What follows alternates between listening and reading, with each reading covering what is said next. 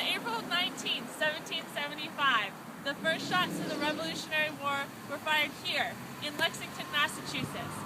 So began a war that included over 25 major battles and resulted in the United States of America gaining its independence.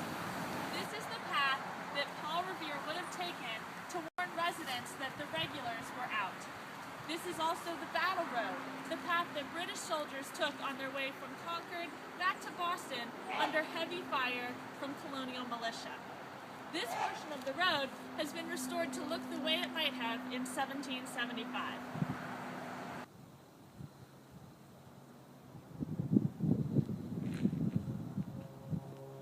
This is Hartwell Tavern, which was built in 1773.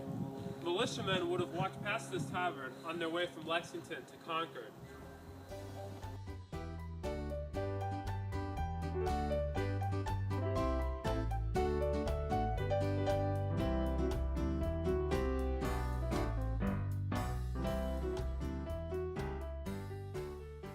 is the location of a brief battle that took place at North Bridge in Concord, Massachusetts. It was at this battle that the first soldiers fell. It was also this battle that caused Ralph Waldo Emerson to coin the phrase, "the shot heard round the world." No one knows who the first person to shoot was. British all said unanimously that they were fired upon first, and while individual militiamen denied that they were the first one to shoot, that doesn't mean that they didn't know who did.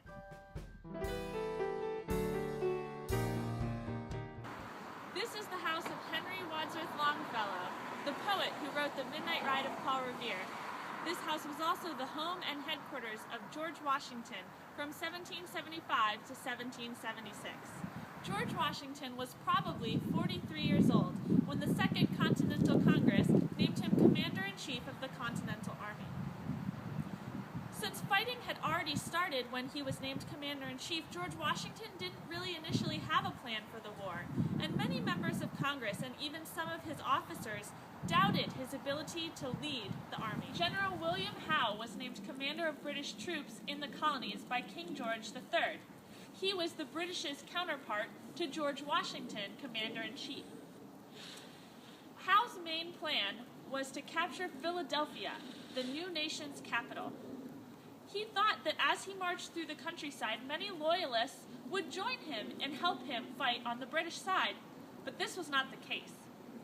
George Washington learned of Howe's plan to take Philadelphia, but still, the colonists were not able to hold the city, and this defeat at Philadelphia humiliated George Washington. But Washington knew that the British were far away from home. This made it difficult to supply the troops with food and ammunition, and also difficult to send messages back and forth from Britain to the colonies. So Washington felt that if his Continental Army could hold on long enough, the British would be forced to resign from the war. Eventually, it took a successful siege at Yorktown to break the British's back and end the Revolutionary War.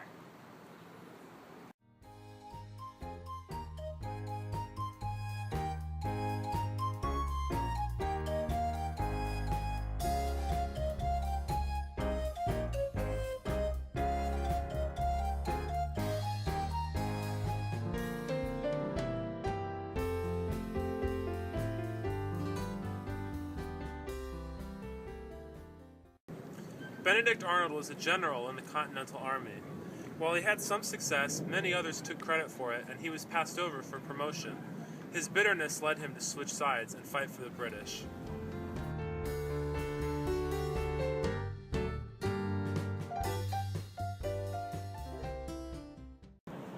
The Freedom Trail in Boston, Massachusetts is a 2.5-mile-long walking tour of 16 different historic sites that tell the story of the American Revolution. It starts here in Boston Common, America's oldest park. Originally called the Common Ground, it was used for cattle grazing until the 1830s. It also housed over 1,000 redcoat soldiers in 1775 during their occupation of Boston. It was from here that the British left to go to Lexington and Concord that fateful day in April 1775. It was also here that celebrations of fireworks and bonfires commenced after the repeal of the Stamp Act and the signing of the Declaration. Boston was the second largest city in the British colonies in North America at the time of the Revolution, with a population of 16,000. This was bigger than New York City at the time, and in fact, the only city bigger than Boston was Philadelphia. But Boston residents were the most violent and outspoken about the new taxes imposed upon them, such as the Stamp and Sugar Acts. They would threaten and sometimes even harm tax collectors from Britain. It was for this reason that the British sent troops over to occupy Boston. Its size and the violence with which the citizens revolted against the taxes made Boston a hotbed during the Revolution.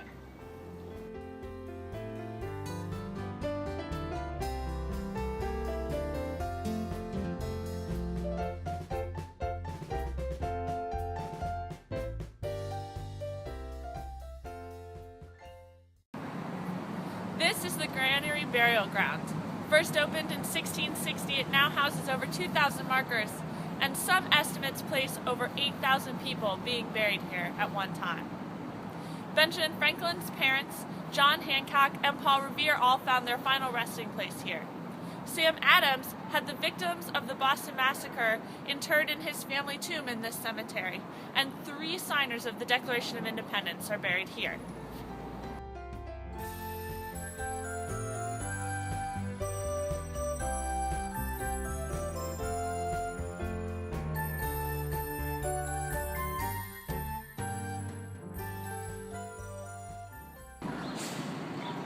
Built in 1729 as a Puritan meeting house, the building behind me, the Old South Meeting House, hosted a meeting on December 16, 1773. Townspeople gathered to have a heated discussion about what to do with 3 ships' worth of taxable tea sitting in the harbor at Griffin's Wharf. This meeting was the prelude to the Boston Tea Party.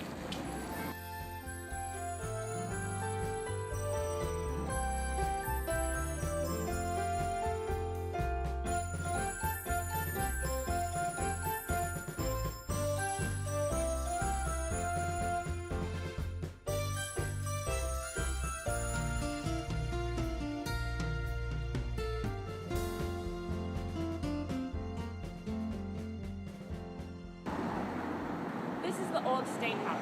Originally the seat of British government here in Massachusetts, it became the state's first capital and housed the state's first governor, John Hancock, after the Revolution.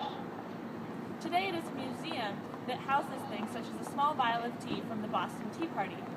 It once was the tallest building in Boston, and it was right outside its door that the Boston Massacre took place. The Declaration of Independence was signed in Philadelphia. Contrary to popular belief, most historians now think that the Declaration of Independence was signed on July 2nd, not July 4th, 1776.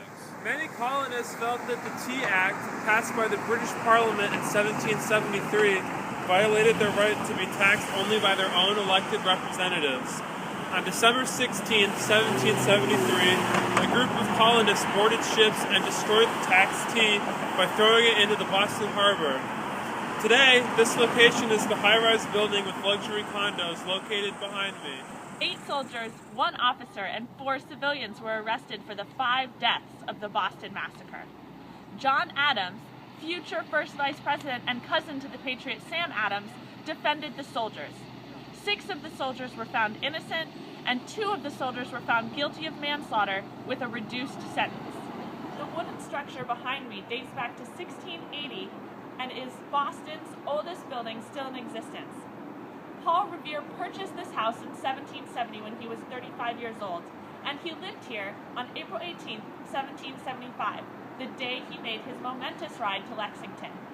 He would have lived here with his mother, his second wife, and between 5 and 9 of his children. He had 16 in all.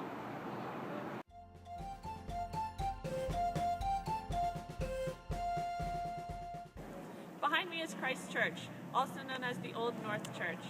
It was built in 1723, and at the time of the Revolution had the tallest church steeple in the city.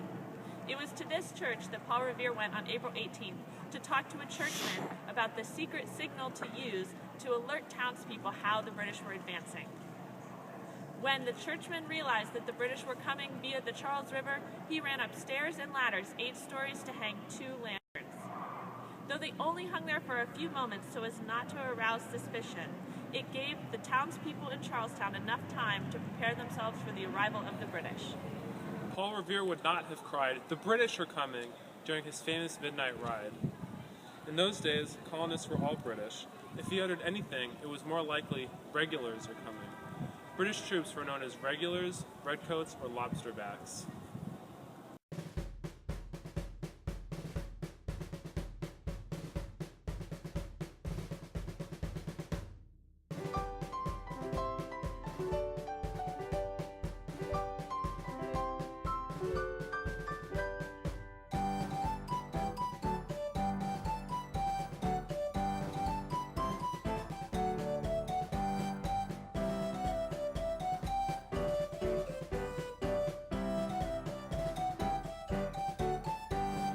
Soldiers, 1 officer, and 4 civilians were arrested for the 5 murders that were a result of the Boston...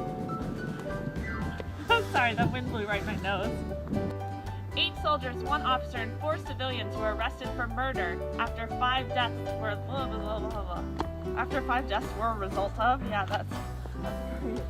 Wait, how many officers? 8 officers. No, 8 soldiers, 1 officer. Alright, okay. 8 soldiers, 1 officer. Behind me is Christ Church. It was to this church that Paul Revere went on April 18th to talk to a churchman about the secret code to his... I'm making this stuff up. What do I even say? Behind me is Christ Church, also known as the Old North Church. This is Boston's oldest...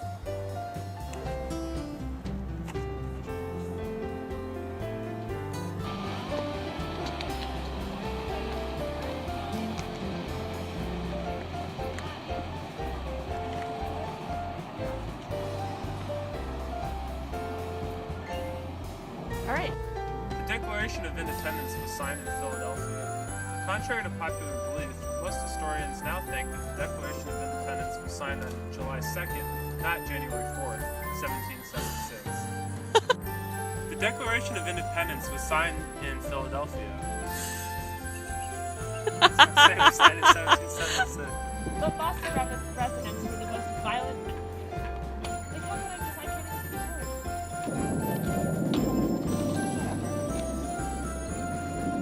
It was this battle...